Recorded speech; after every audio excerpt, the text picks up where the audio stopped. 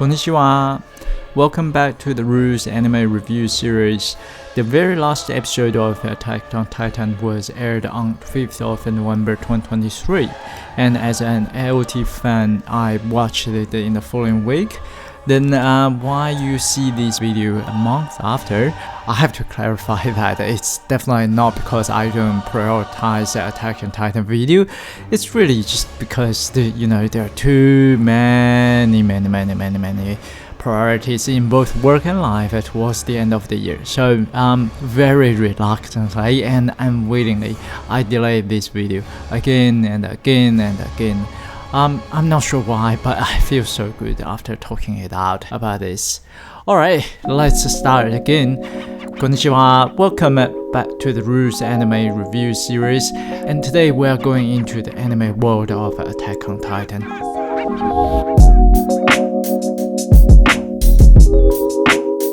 Yes, a big yes. I love the last episode. There are a few reasons. First, the last episode provides a great ending to the story.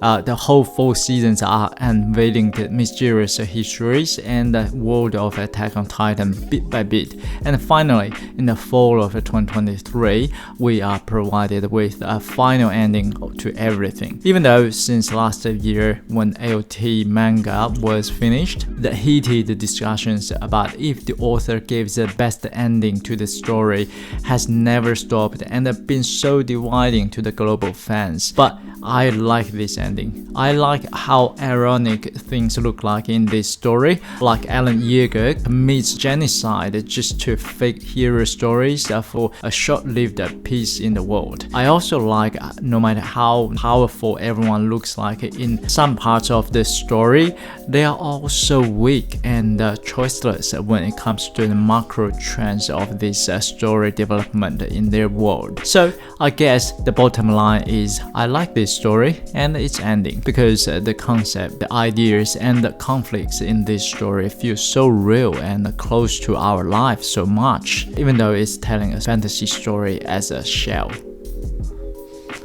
And second, this last episode gives a lot of fights and actions, so it's not boring at all if we just watch this episode in isolation. Lastly, other than completing this story and injecting dopamine to my brain, it again takes away my ability to control my tears. I'm not gonna share which parts of this episode made me cry, but I can tell you this, I cried more than once during watching this episode and due to different emotions. So for me, it's really a good final episode.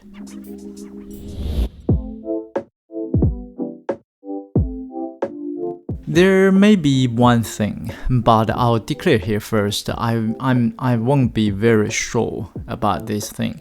That is, would it be better if the studio delivers the last episode or even the last 2 episodes in mini season style, say 8 episodes, rather than this movie style?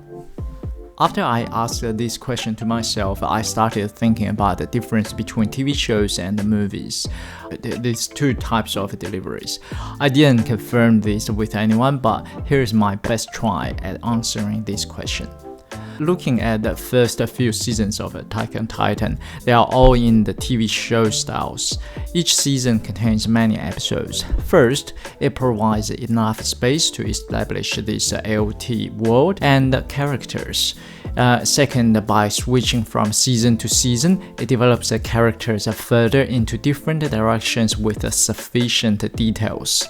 Lastly, by having seasons as clear breaks in between the stories, it naturally switches focus areas in the stories as well. For example, my feelings about the first season is definitely a story about these kids or juniors fighting against the monsters, the man-eating titans in the world. But gradually, towards the last season, the focus area of the whole story turns clearly into war and anti-war. All of these things are shortfalls for movies, and mainly because of the limit of its length. Usually it's not having enough room to have all of these. But what movie style delivery is good at is it's a refined and fast-paced story development in short time and highlight on a single subject.